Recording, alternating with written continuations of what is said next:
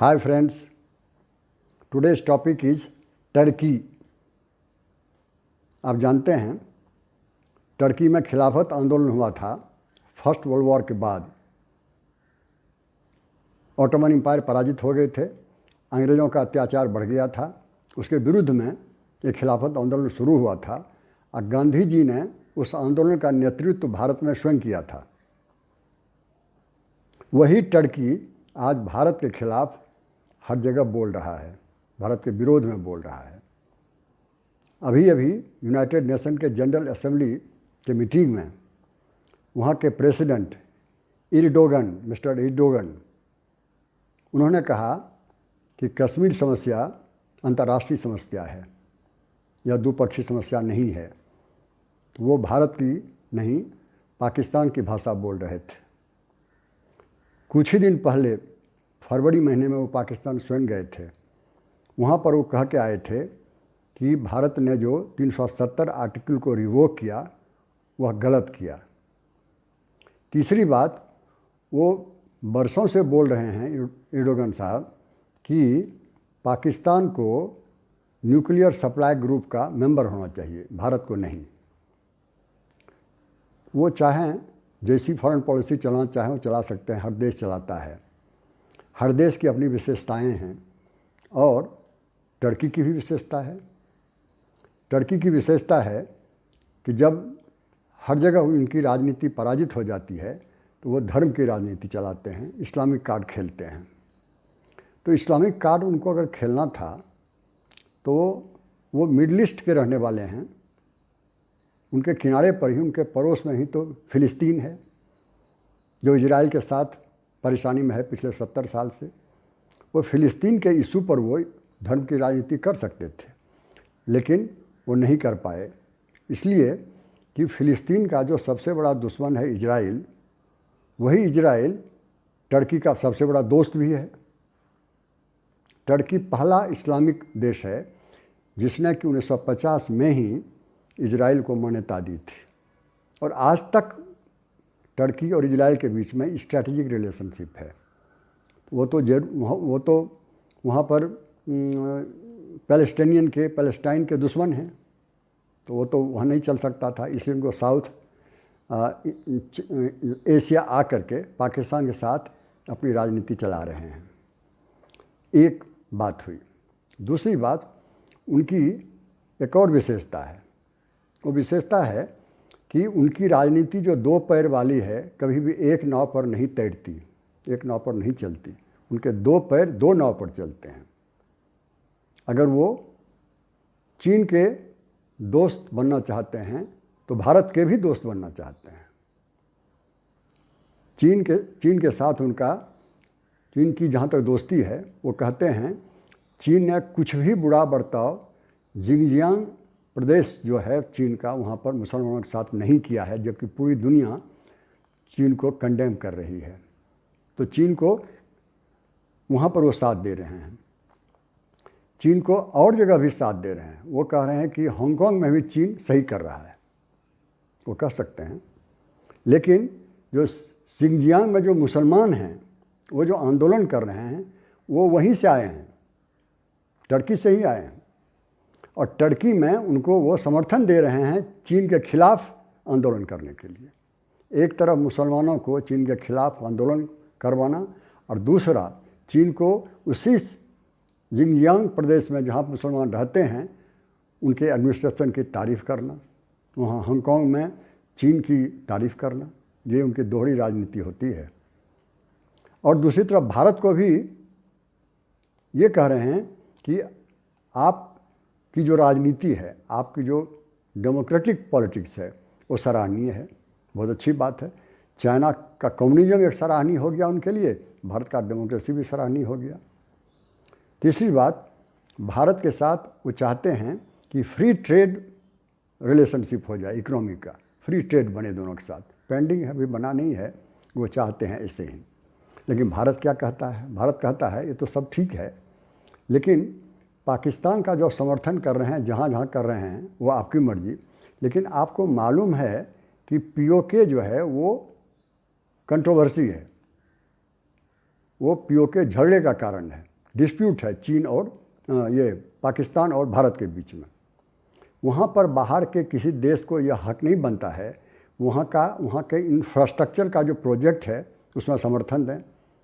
आप वहाँ के प्रोजेक्ट में पैसा डाल रहे हैं, इन्वेस्ट कर रहे हैं और वहाँ के प्रोजेक्ट को बढ़ावा दे रहे हैं, ये तो आप कर रहे हैं। दूसरी तरफ भारत ये भी कहता है कि आंतरिक इशू में आप दखल दे रहे हैं भारत का, ये कह के कि कश्मीर समस्या जो है वो अंतर्राष्ट्रीय है। भारत के आंतरिक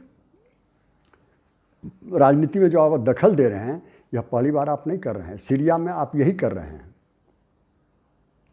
ये यहाँ की एशिया की पॉलिटिक्स हुआ, जहाँ एक नाव पर नहीं दो नाव पर उनका पड़ता है। और जहाँ तक एक पुरानी कहावत है, टर्की की जो डिप्लोमेसी है उनकी पुरानी कहावत है एक, कि अगर मिडल ईस्ट में कोई बड़ी पार्टी हो रही हो, बड़ा डिनर हो रहे हो, तो वहाँ जो इनविटेशन का जो लिस्ट है, निमंत्रण जो दिया गया है, उस लिस्ट में अगर टर्की का नाम नहीं है तो कोई बात नहीं, निराश मत होइए। वहाँ का मेनू कार्ड देखिए, वो खाने का जो लिस्ट है, खाना क्या क्या है, उस लिस्ट में ज़रूर आपका नाम होगा। अर्थात कि ये कि मिडल ईस्ट में अगर आप राजनीति आपके पक्ष में नहीं हो रही, असंभव है, वहाँ भी संभव आप कर सकते हैं। लेकिन लगता है ये पुरानी डिप्लोमेसी की जो कहावत है टर्की की, उसमें भी एर्डोगन साहब असफल हो गए। अन्यथा वो पैलेस्टाइन की समस्या को खड़ा करके इस्लाम का नेतृत्व कर सकते थे, लेकिन नहीं कर पाए। अब वो आजमा रहे हैं साउथ चाइना आकर के, देखते हैं आगे क्या होता है। दूसरी बात हमने कही कि दो पैर दो नाव पर, तो दो नाव इसलिए कि एक तरफ तो उनका जो देश है टर्की, वो एशिया में भी है और यूरोप में भी है। एशिया में मिडल ईस्ट से सटा हुआ है और यूरोप में वो ग्रीस से, बल्गारिया से सटा हुआ है। उनकी सीमा में 3 बड़े बड़े समुद्र हैं, 8 बड़े बड़े देश हैं। 8 में से एक भी देश नहीं है जिसके साथ उनका अच्छा रिलेशन रहा हो। सबके साथ कुछ न कुछ झगड़ा होता ही रहता है। 3 समुद्र में भी कुछ न कुछ समुद्री सीमा को लेकर के उनका झगड़ा चलता रहता है, टापू के लेके, आइलैंड्स को लेके। आप कह सकते हैं दुनिया का वह दूसरा देश है, चाइना के बाद वो दूसरा देश है जब कभी चैन से नहीं बैठते हैं। एक समय में कई एक इशू ये उठा देते हैं। तो ये जो है उनका झगड़ा सबके साथ चलता है, जैसा कि चीन के साथ सबके साथ चलता है। और रही बात यूरोप के साथ, तो यूरोप में यूरोपियन यूनियन के सदस्य रहे हैं, लेकिन कभी बिल्कुल शांत हो जाते हैं, कभी एक्टिव हो जाते हैं, कभी नहीं रहते हैं, कभी रह जाते हैं। तो हैं भी और नहीं भी हैं। दूसरी बात, वो नेटो जो है वो पहला एशिया का देश है टर्की जो नेटो का भी मेंबर है। अन्यथा सारे यूरोपियन हैं या अमेरिकन कॉन्टिनेंट में अमेरिका, यूएसए और कनाडा है। बाकी कोई किसी और अफ्रीका हो या कहीं का हो एशिया, कोई और मेंबर नहीं है, अकेला टर्की है। टर्की को इसलिए नहीं रखा गया कि बड़े सक्षम देश हैं ये, बल्कि इसलिए उनका जो लोकेशन है वो बहुत बढ़िया है। यूरोप में भी है, एशिया में भी है, रसिया के भी करीब है तो ईरान के भी करीब है, इराक के भी करीब है, और उधर जो है ग्रीस के भी करीब है।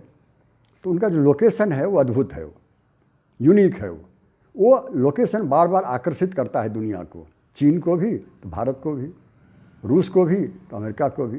तो नेटो का भी मेंबर है।